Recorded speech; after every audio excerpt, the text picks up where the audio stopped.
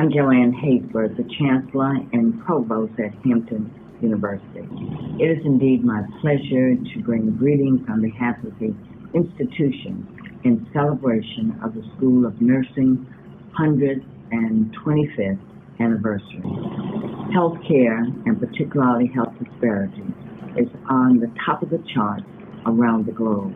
If we're in small cities, continents, or any place that you can find, one will be talking about healthcare services.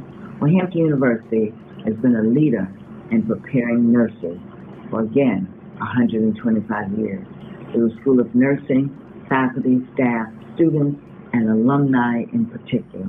Congratulations.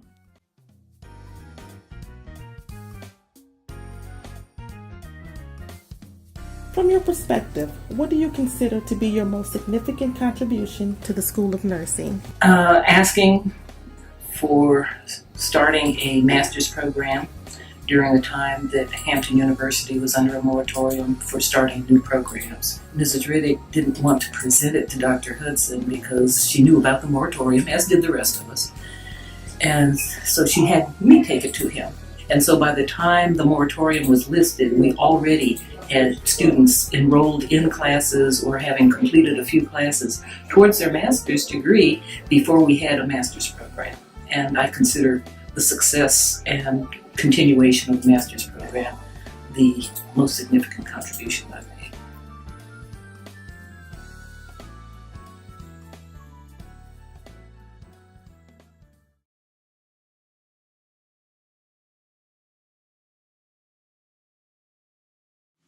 Happy anniversary, Hampton University School of Nursing. My name is Loretta Sweet, and I am Vice President of Drexel University, focusing on health and health equity, and I'm also a professor in the College of Nursing and Health Professions. Before I came to Drexel, I was a professor in the School of Nursing at the University of Pennsylvania for 20 years. I graduated from Hampton University School of Nursing in 1978. I'm here to talk to you a little bit about my contributions to the development of Hampton University School of Nursing. As I reflect back on that time frame, I can say that I've done several things in building research capacity at the university. One thing I did from the doctoral student perspective, we got a grant from the Teagle Foundation to work on building and writing a curriculum for Hampton to build the doctoral program. And in the meantime, we were trying to train students in a doctoral program. We had a T32 at Penn, which is a training institution based on a grant that we had funded by the National Institute of Nurses. But us, after the training of the students and building that, we had to create a wonderful relationship between faculty. So we continue to build. When I say we, I mean we at Penn, because I was a professor at Penn at the time. We wrote a big NIH grant to National Institute of Nursing Research to create a center for health disparities. They funded 7 centers across the nation.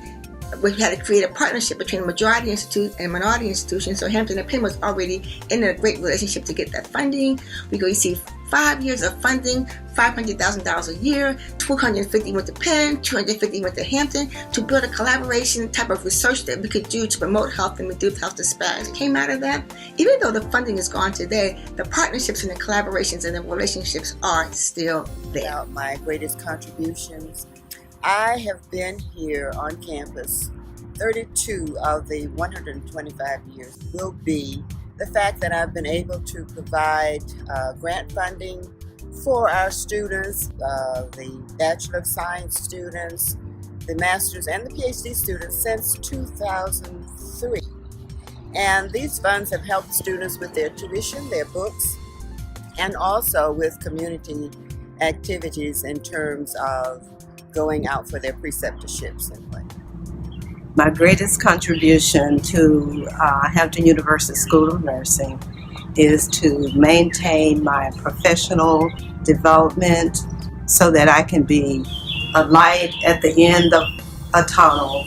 As I think about the 3 decades plus that I have served Hampton University in the School of Nursing in various roles, I know that my contributions have been not only establishing the endowed chair for research, the legacy left by those nurses in the Hall of Fame. So we are surrounded by everything that should be legacy for us to remember, hey, we are here.